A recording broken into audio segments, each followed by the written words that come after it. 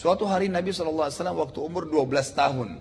Setelah 4 tahun tinggal bersama Abu Talib, tepat umurnya 12 tahun, Abu Talib pada saat itu akan mengadakan perjalanan ke negeri Syam di utara Jazirah Arab, ingin mengadakan perjalanan perniagaan. Coba bawa barang dagangan dari Mekah ke negeri Syam gitu. Lalu yang terjadi apa? Nabi SAW waktu umur 12 tahun, tidak tahu apa sebabnya, tiba-tiba bergantung pada baju Abu Talib dan maksa untuk ikut. Dan tidak mau melepaskan pegangan baju kepada pamannya Abu Talib, sampai Abu Talib akhirnya membawa Nabi SAW keluar kota Mekah. Tapi ini ada hikmah ya. Saat tiba di negeri Syam, Abu Talib bersama kafilahnya sempat istirahat di depan sebuah gereja Nasrani. Dan pada saat itu ada sebuah keanehan sedikit terjadi. Apa itu? Waktu Abu Talib lagi jalan kafilahnya, ada satu pendeta yang kebetulan melihat dari jendela, dari dalam gereja, itu ternyata tiap kafilah lewat selalu diperhatikan. Dan memang ada maksudnya dia mencari tahu ini, karena kafilah-kafilah semua dari Jazirah Arab datang. Dan pendeta ini sangat tahu kalau zaman itu, zaman keluarnya Nabi. Jadi setiap kafilah dari Jazirah Arab selalu diperhatikan sama dia dari jendela gereja. Biasa saja, sampai datang kafilahnya Abu Talib ini. Dia dikagetkan ternyata kafilah itu dinaungi oleh awan. Jadi kafilah ini lewat, lagi panas di padang pasir, itu tertutup dengan awan. Maka dia penasaran, pasti ada apa-apa nih. Lalu dia utus pembantunya, gulamnya, kemudian suruh manggil kafilah itu. Suruh singgah, disuruh hidangkan makanan sebanyak mungkin agar mereka mampir di gereja. Maka dipanggillah, mampirlah Abu Talib dengan teman-temannya semua. Lalu pada saat itu mereka menitipkan Nabi SAW untuk menjaga barang-barang mereka. Jadi Nabi SAW disuruh jaga barang, umurnya 12 tahun. Suruh duduk di situ. Waktu mereka sementara makan, pendeta ini terus perhatikan satu persatu wajahnya. Rupanya ada sesuatu yang dia ingin cari, tapi dia lihat tidak ada apa-apa. Biasa saja, orang-orang ini biasa gitu. Lalu pendeta ini bertanya, apakah masih ada orang yang tidak ikut dengan kalian? Maka Abu Talib bilang, ada. Ada satu anak kecil, itu anak saya. Maka pendeta itu bilang, di mana dia? Ada di barang-barang kami di luar. Pendetanya keluar. Dipanggillah Nabi SAW masuk ke dalam gereja. Nabi SAW pun masuk, begitu masuk, langsung pendeta ini duduk dan memperhatikan wajah Nabi SAW, lalu bertanya kepadanya. Dia bilang, saya tanya kepadamu atas nama Lat dan Uzza. Apa itu Lat dan Uzza? Nama dua patung yang disembah di Mekah. Jadi orang Quraisy ini kalau sumpah pakai nama itu. Kan tidak boleh sumpah atas nama patung gitu. Waktu itu pendeta ini ingin menguji Nabi SAW. Lalu Nabi SAW mengatakan apa? Jangan engkau sebutkan nama kedua benda tersebut karena itu sesuatu yang sangat saya benci. Nabi SAW memang dari kecil tidak pernah sembah berhala gitu. Lalu pendeta ini penasaran. Ditanya lagi, mana ayahmu?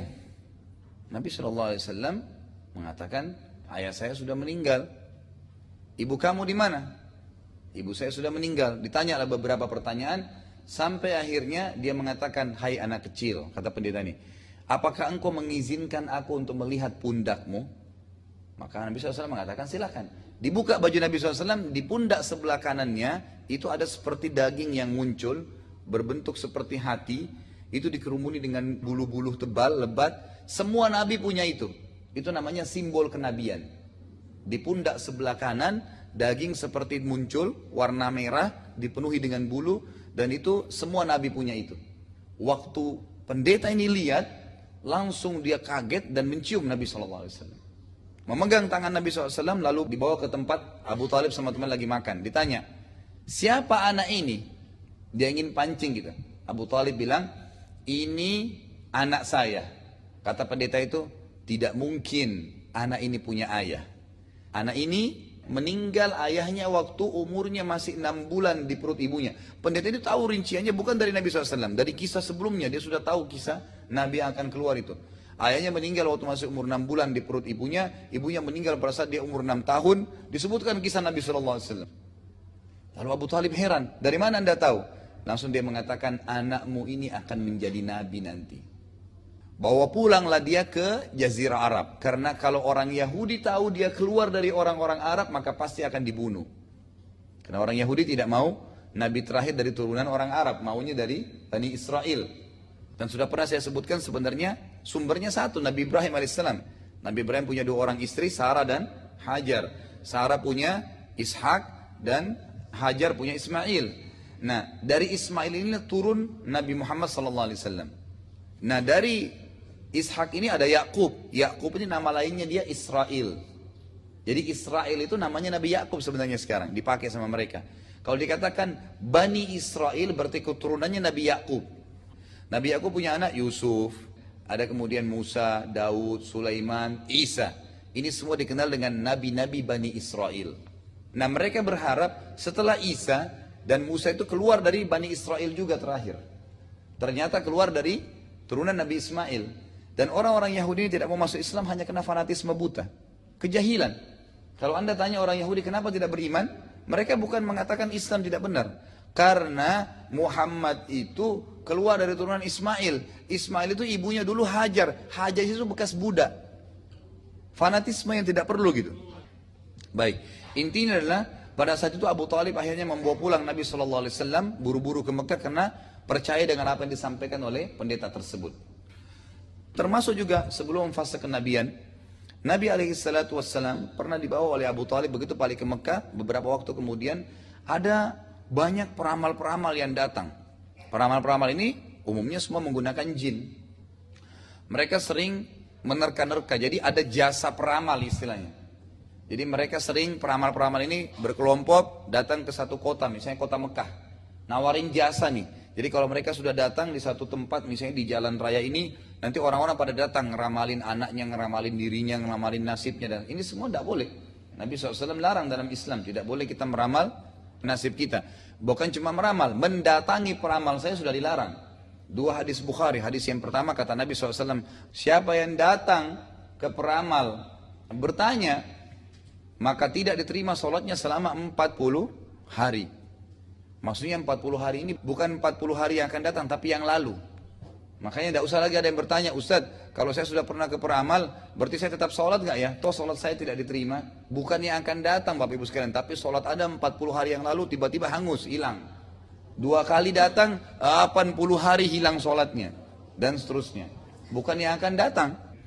Lalu kata Nabi SAW dalam hadis Bukhari yang lain, siapa yang mendatangi peramal, bertanya dan percaya. Tadi itu tidak percaya ya, cuma iseng-iseng aja nanya.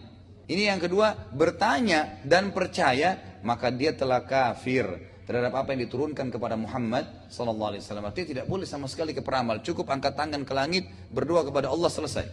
Itu konseptualnya. Tapi ini kisah sebelum Nabi SAW diutus. Peramal-peramal ini datang mereka pakai jin. Dan setiap orang masyarakat Mekah waktu datang peramal itu menanyakan kepada anak ini, anak saya bagaimana. Nah, Abu Talib ini sempat membawa Nabi SAW kepada pimpinannya peramal itu. Dukun yang punya jin banyak gitu. Waktu dia lihat Nabi SAW, dia melotot melihat Nabi SAW gitu. Lalu dia bilang sama Abu Talib, tunggu, tahan anak ini di sini, sebentar. Dia rupanya pergi, kemungkinan besar kata pak ahli sejarah, dukun ini konsultasi dengan jinnya. Dia pergi, kemudian dia kembali. Abu Talib waktu lihat kejadian tersebut, belum pernah peramal lakukan kegiatan itu. Biasanya langsung dia tebak, orang ini begini nanti, umur begini akan terjadi begini. Karena jinnya yang menyampaikan.